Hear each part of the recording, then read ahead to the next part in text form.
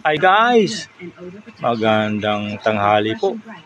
Pag-usapan lang po natin guys yung mga informative signs sa lansangan. Tulad guys, may nakikita kayo dyan sa kalsada na may kulay dilaw na pintura sa gilid ng kalsada o sidewalk. Ibig sabihin, bawal po doon mag-parking. Katulad din na nakikita nyo guys ito.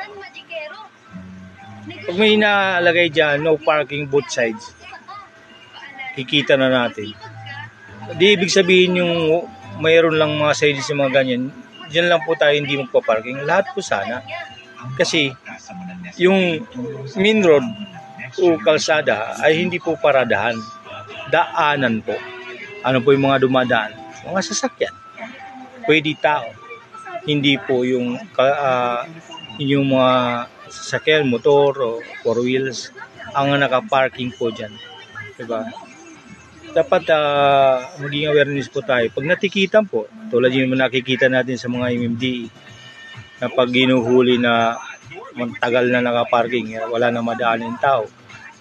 Ano pong, saan pa po dadaanin tao? Yung sidewalk kasi ginawa niyo yung parking. Diba?